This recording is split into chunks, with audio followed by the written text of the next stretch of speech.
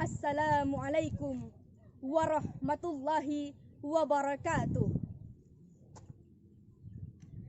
Kesaksian akhir abad W.S. Rendra. Ratap tangis menerpa pintu kalbuku. Bau anyir darah mengganggu tidur malamku. Oh, tikar tafakur. Oh, bau sungai Tohor yang kotor. Bagaimana aku akan bisa membaca keadaan ini? Di atas atap kesepian nalar pikiran yang digalaukan oleh lampu-lampu kota yang bertengkar dengan malam, aku menyerukan namamu. Wahai para leluhur Nusantara, oh Sanjaya, leluhur dari kebudayaan tanah. Oh Purnawarman, leluhur dari kebudayaan air. Kedua wangsamu telah mampu mempersekutukan budaya tanah dan air. Oh Resi Kuturan, oh Resi Nirarta, empu-empu tampan yang penuh kedamaian, telah kamu ajarkan tatanan hidup yang aneka dan sejahtera yang dijaga oleh Dewan Hukum Adat. Oh, bagaimana aku bisa mengerti bahasa bising dari bangsaku kini? Oh, Kajau Lalido, bintang cemerlang Tanah Ugi, negarawan yang pintar dan bijaksana, telah kamu ajarkan aturan permainan di dalam benturan-benturan keinginan yang berbagai ragam di dalam kehidupan. Ada, bicara, rapang, dan wari.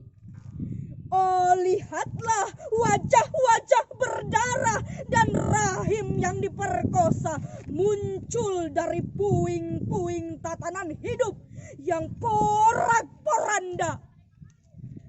Kejahatan kasat mata tertawa tanpa pengadilan. Kekuasaan kekerasan berak dan berdahak di atas bendera kebangsaan.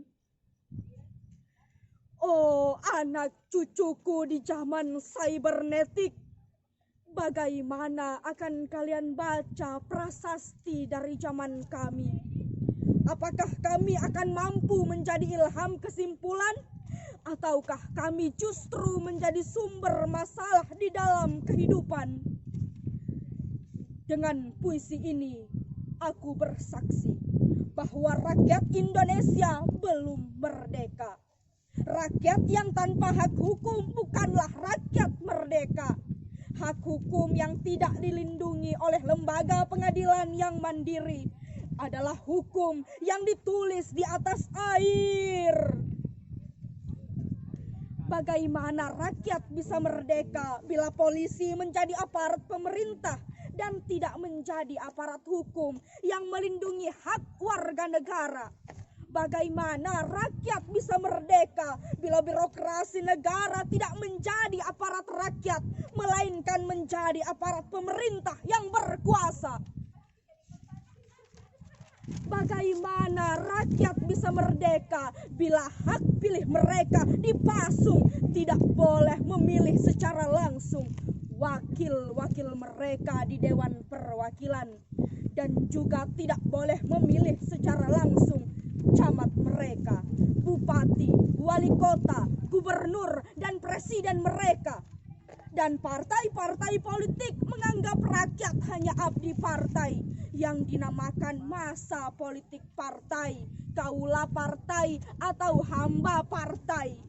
Bagaimana rakyat bisa merdeka bila pemerintah melecehkan perdagangan antar daerah dan mengembangkan merkantilisme Daendels, sehingga rela menekan kesejahteraan buruh, petani, nelayan, guru, dan serdadu berpangkat rendah? Bagaimana rakyat bisa merdeka bila provinsi-provinsi sekedar menjadi tanah jajahan pemerintah pusat? Tidak boleh mengatur ekonominya sendiri, tatanan hidupnya sendiri, dan juga keamanannya sendiri. Ayam, serigala, macan, ataupun gajah, semuanya peka pada wilayahnya. Setiap orang juga ingin berdaulat di dalam rumah tangganya. Setiap penduduk ingin berdaulat di dalam kampungnya. Dan kehidupan berbangsa tidak perlu merusak daulat kedaerahan. Hasrat berbangsa adalah naluri rakyat untuk menjalin ikatan daya cipta antar suku yang penuh keanekaan kehidupan dan memaklumkan wilayah pergaulan yang lebih luas untuk merdeka bersama. Tetapi lihatlah selubung kabut saat ini. Penjajahan tatanan uang, penjajahan modal, penjajahan kekerasan senjata, dan penjajahan oleh partai-partai politik masih merajalela di dalam negara.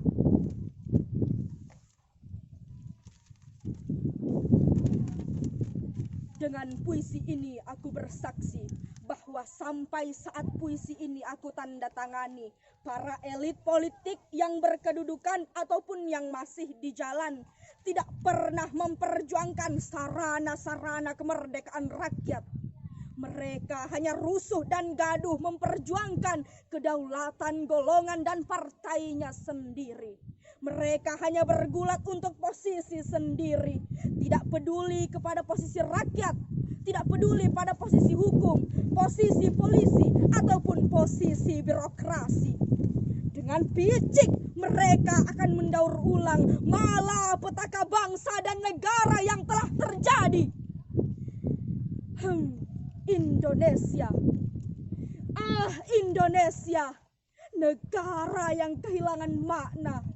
Rakyat sudah dirusak asas tatanan hidupnya, berarti sudah dirusak dasar peradabannya, dan akibatnya dirusak pula kemanusiaannya. Maka sekarang negara tinggal menjadi peta. Itu pun peta yang lusuh dan hampir sobek pula. Pendangkalan kehidupan bangsa telah terjadi.